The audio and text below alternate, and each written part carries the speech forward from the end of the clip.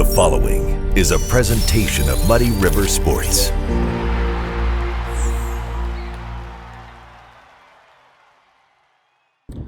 Well, we're back on the tailgate of the pickup, and it's about darn time. I have missed this. I've missed this guy. I've missed you guys, but we're all better now. Well, right, we Duerr? hope you're better now. The I rest am. of us have kind of been waiting for you because I got to tell you, Schuck, I don't have anybody to whine to complain to bounce ideas off of. It's been a dark and vast wasteland out there the last couple of weeks without you. Well, I apologize to some of the athletes, the coaches, the parents for, I felt like I went AWOL on everybody, but it was for a good reason. I was injured, but that's all in the past. It is, and your timing could not have been less good with your injury, which most injuries generally are, correct? I missed the entire postseason. You did. So, anyway, we'll get to that here in a moment.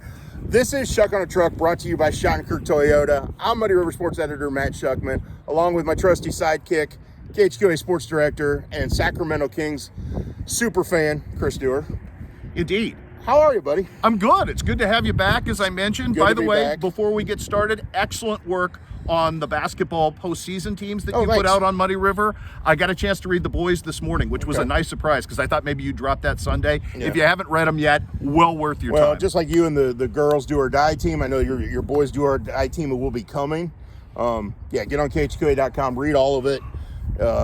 Ton of good stuff there, ton of good stuff. Thank you. I know a lot of people on social media were complimenting you on it for good reason.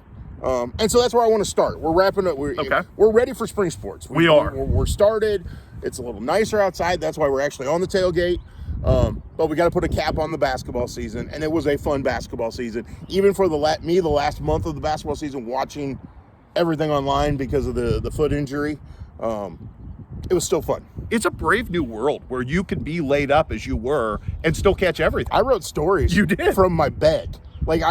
Because of the injury. For those of you who don't know, I fell on the ice, injured my foot. Long story. I'm an idiot. That's what it comes back to.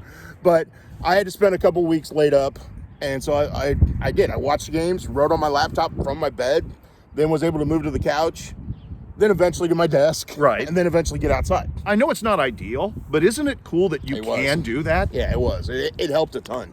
It really did. It took a little pressure off some of my guys that I was asking for help through the whole process, and allowed me to stay connected. Well, I will point out that because you were not there, the article you wrote at the end of Quincy High's obviously, ill-fated season at the end of that, the minute-for-minute breakdown, the second-for-second breakdown actually that you did, I thought was superb work. David did that. Okay. David did it because he was there. Okay. But yes, I would agree with you because the interesting thing about that loss for Quincy High School was so many people and the reaction on social media to there should have been more time, there should have been a foul, there should have been, everybody had an opinion on how that play could have gone different, what could have happened differently. Well, what people had to remember in that moment, and it's really hard to remember in the moment, especially in the heat of it, is that the time on the live stream wasn't connected to the clock. So the live stream showed that play starting with 2 seconds left. Oh, wow. It was actually 4.3. So Right. Because remember, this was a student run live stream on YouTube. So and not to their fault, but it just the clocks weren't connected. So everybody went, the time should have been out. Well, there was actually more time left on the real clock than what the live stream was showing. So I think there was some disconnect there, and it got people all riled up. So coming back with the play-by-play, the minute-by-minute, the second-by-second, helped explain it. Okay. I thought that was a great way of explaining. Here's what happened. Now, did it ease anybody's mind? Probably not. No. Did it probably infuriate people more? But this could have happened different. This could have happened different. But at least it explained it. So anybody who was sitting there, banging their head against the wall, saying, "We got screwed. We got screwed. We got screwed." Well, no, you didn't on the time. There's a whole lot of things you could talk about on how that played out, but the time was not an issue. You just had to understand that the live stream time wasn't the same as the on-court time. Which is actually an amazing point that you make. I will make an uncomfortable admission. Yeah. I was in my car. Okay. I had come back from the shoot that I had done. I was sitting in my car. I heard I heard Dom hit the three. Yep. And I got out of the car thinking Quincy High had won. and then I sat and I ran back and I edited 6 different things, and I couldn't figure out why on Twitter there wasn't a Quincy High final yet. And then I saw Ben Marsh tweet, and then I went, what did I miss? Yep. And then I saw it, and that's one for the ages, my friend. Well, after it happened, and David Adam was there on site, so he was writing the story for us. But I was doing work as well, and I was watching other games. Right. And there was a lot going on that night. So, like, Macomb was in a sectional title game that night. I was watching that online to write that story, and doing things like that. But I went and I kept rewinding on the live stream, the YouTube feed. And then I went on social media, and some of the guys from Central Illinois who we work with, over time through, with TV stations over there, had stuff up. Had their video versions of it. And so I think I ended up, by the end of the night, I had seen 7 or 8 different angles. That's amazing. There was a normal community fan posted one from up in the stands, but it was a different angle. And so you got to go through it all. And again, that tells you how much people care. They do? Because not only did all those normal community people celebrate it with, look what happened, but then you have the entire Quincy High, and it carried on for days. Right. And I'm not just saying it's just Quincy High, because think about the reaction when Macomb beat Peoria Manual and how that just carried over for days of people talking about it, people wanting to see Deon Doyle's 2 free throws that won it, and the video of that and the pictures and some of the games we saw, the triple overtime game between Route and Griggsville Perry, which was a great game to watch at the end. Absolutely. West Hancock and the battles it had in the regional and leading up to it. And that's just the boys' side. That doesn't count all the great games with Central Southeastern girls that we had. Nashville War, absolutely. Yeah. So, we were truly blessed in this postseason with some fantastic games, some fantastic individual performances, some great team performances, and great community support. I think fun part. That, to me, that's what sets this area apart above all else, is you go to these gyms or you watch online and you just see the word fan comes from fanatic, and people around here are fanatic about supporting their communities. It's not that crazy fan, who's getting kicked out of the gym and all that. These are people who care about these kids, care about their communities, care about the name on the front more than they do the name on the back, and it's beautiful to see. I think it speaks to the fact that when one of us rise, we all kind of go with. Because when your team was eliminated, I know how much West Central basketball you watched after all of your area was gone. It was, and because a lot of that, obviously, with your relationship with Coach Kilday, and he being a Winchester, native, specifically and uniquely what a unique culture that is. Well, and there are people, Kent Coltis over there, and Bill Jacko, and some of the other fans that I know from over there who share information with me throughout there, even though they're not in my Muddy River sports coverage area, they're at least on the cusp where I know what's going on. By the end of the year, everybody knew Zach Evans, Chance Little. You knew the names, the Barry kid. Right. So you knew the names by the end, but you had seen them more up close than I had, but I saw them at the Quincy Shootout. You did? I paid attention. I looked at every one of their box scores because I got it in an email. Well, and you talked to Ryan Seasting, and you know how good he is at what he does. So it kind of gives you sort of an insider hook to it all. Well, and think about it. Not only do we have connections with guys who are from Winchester, specifically me with Coach Kilday. Right. But you had a Gabe Cox and an Aaron Liddick who played at John Wood. Yes. And there, who knows? There's some talented kids at West Central right now that may end up at Illinois College, John Wood, other places that we may still see down the road. But I think that's what we have, a connection to some of these communities that maybe aren't exactly in our demographic, but yet you know them. You know people from there, so you follow them. It was fun to watch West Central at the state tournament. Even though they're not a team that I cover on a daily basis, it was great to watch them and watch them succeed. You called me on my way over there. I did. And I could hear the jealousy in your voice, because it has been a long time since we've covered a state championship. For me, 2004 was the last time, on the boys' side anyway. So here's the funny story leading up to the state tournament. So obviously I had been down and out for a bit. That had been weeks at that point. Yeah, Yes. and so I'm trying to figure out, if we get a team to state, what am I going to do? Because at that moment, I was still on crutches, and I wasn't walking at all. Like, I was told not to put my foot on the ground. And I'm thinking, okay, could I rent a Rascal? Like, I got online and started researching. Could I rent a Rascal? Could I rent a powerized wheelchair? Could somebody push me around? Because I'm thinking, if one of our teams gets to Champaign, I want to be there. I would have stood up to sponsor Rascal on a Rascal coverage from state tournament basketball. I would have put good Duerr money behind that notion. Schuck on a truck out the door, Rascal on a Rascal, I'm in for. But I did look for one. I did. And I had a couple of people respond, hey, did you see this? Did you see that? And then I had people messaging me, well, if you find one, we'll drive you. You know, that's awesome. So you have more chauffeurs out there than you probably realize, my man. But again, it was a great ending to a great basketball season.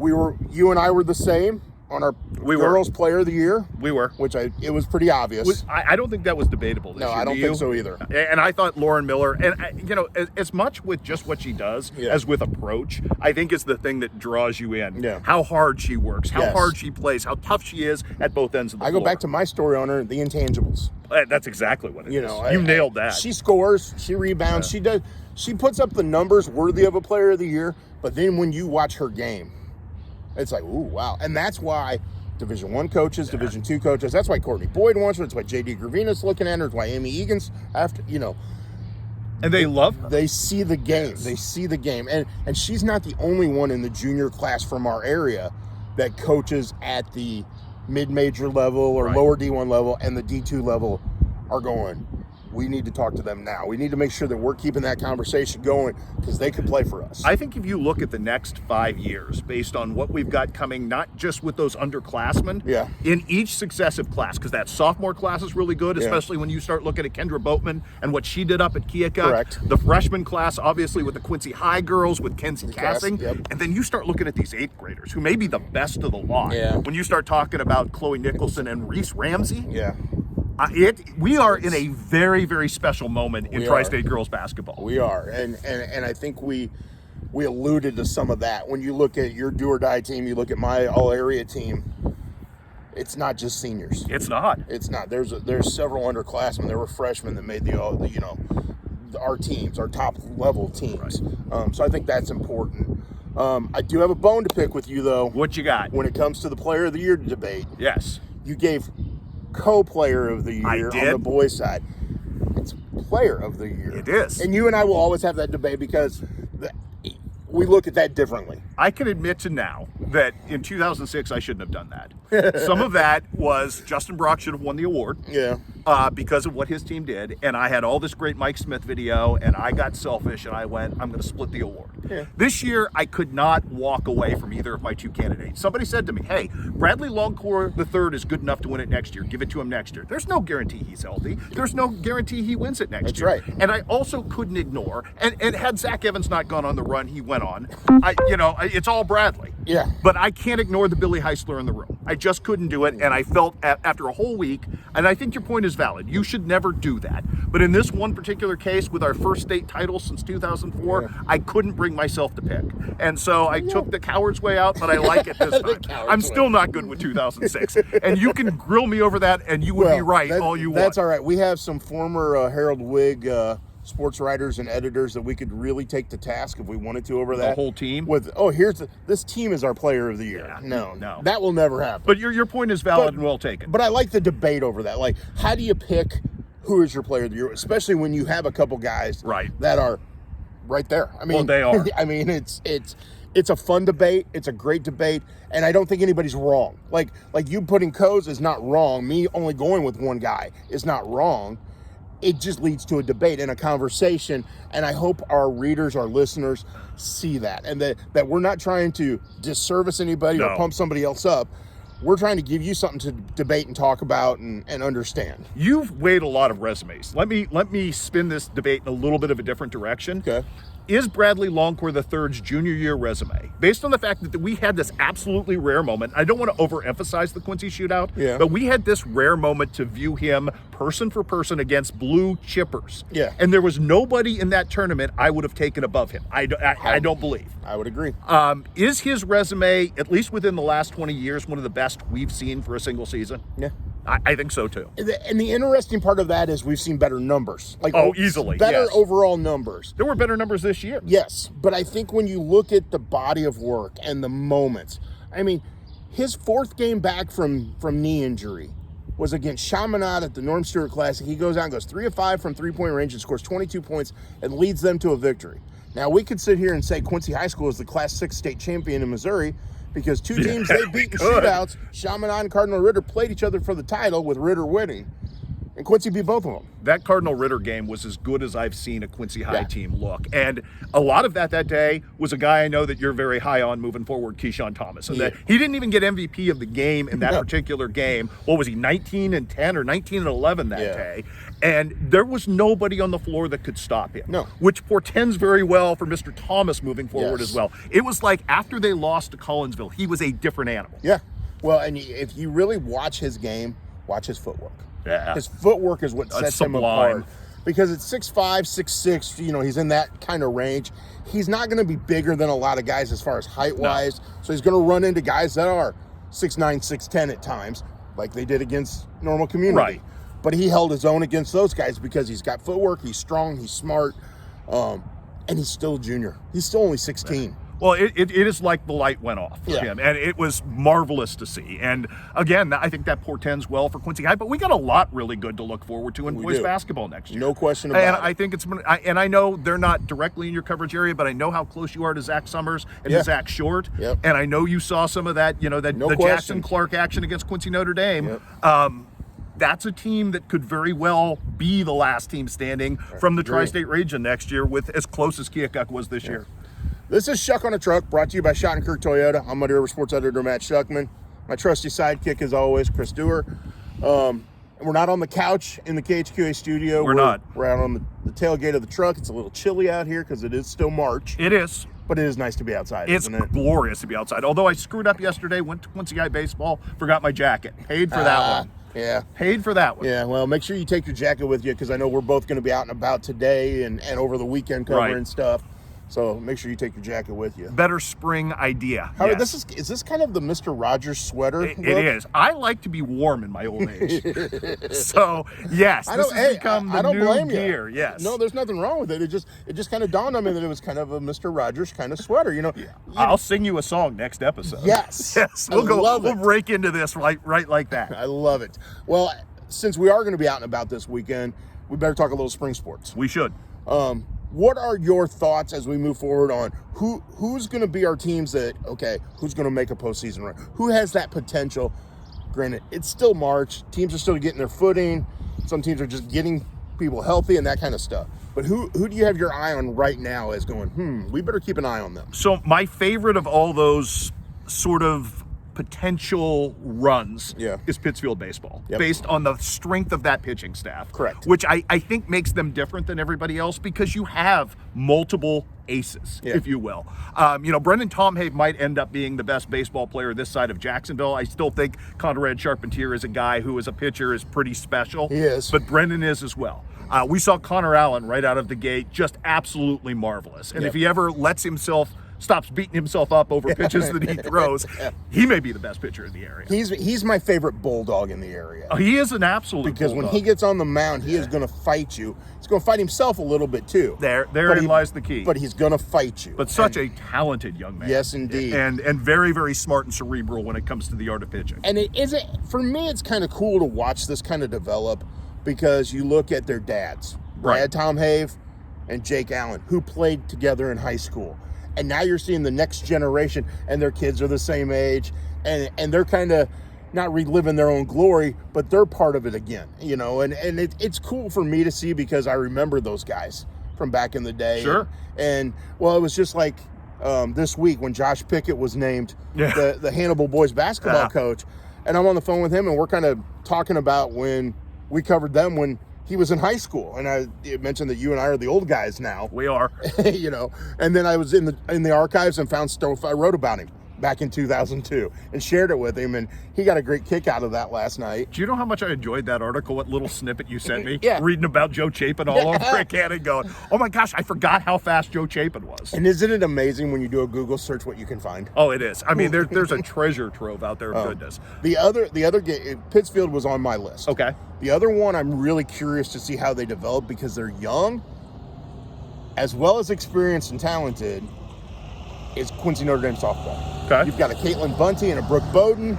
You've got Alyssa Lee moving over from second to short, but she can hit. She's a good infielder. You got Morgan Zanger back. Peyton Stepasky behind the plate.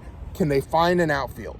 They're young in the outfield. I was going to ask you, is there enough numbers to go along? Because your core is about as good as anybody's core. Correct. It's not very deep. That is correct. And that worries Eric Orn, and I understand that. I think we're going to see softball kind of come back a little bit this season, just in general. Brown County is struggling, and they lost a lot of talent, don't have a lot of pitchers. And I saw them, give up 14 runs on one hit to Quincy High to start this. We've seen a lot of weird anomalies. Yes, we have. The game that I spent at Liberty the other day, going over and watching Liberty Rushville softball. Were you there for the 12-run inning? I was not there. I left after the 12-run inning trying to get to Quincy Notre Dame baseball and spent the rest of the night kicking myself for going, what did I do? But, I mean, we've seen a lot, that's March. But I do think that we may see not the same level of softball we've seen, but I think baseball has a chance to be pretty high. I think soccer has a chance to be pretty high. I do too. I'm really intrigued by the Quincy High team so far. I think Hannibal's really talented. Hannibal's super good. See, and that's the thing. And the Hannibal team over the years they've stumbled in districts because they've had to go up against a team from the St. Louis area that plays a loaded schedule. But I think what Eric Hill's done at Hannibal, the way he's built that program, and the amount of talent that's in that program. I mean, Malia Stolte comes out and gets a hat trick right off the bat. They are the most athletic soccer squad, I think, in our area. I will remind you as well to keep your eye on Kylie Robinson and what she's doing at Macomb right now, because she has a chance to have a season that, I mean, I don't want to put that number on her, but it feels very Jenny Nobis-like in the fact that she's going to score a ton of goals. Yeah. And they're coming a little bit too. So, I mean, I think we've got a pretty good soccer culture. I have no idea what to make of Q&D yet. You know, you win your opener and lose to Orchard Farm, and I know Orchard Farm's really good. Yeah, I know we tend to grade Q&D at a different level than everybody else. New regime, new everything going on. Yeah. I think that's an interesting storyline for us to watch. I do too, but I think they're talented. They are talented. Like that. The thing is, their young kids are talented, and Mark Thomas has coached them traveling teams all the way up. Yes. So he like knows his daughters who they are. His daughters in that freshman class.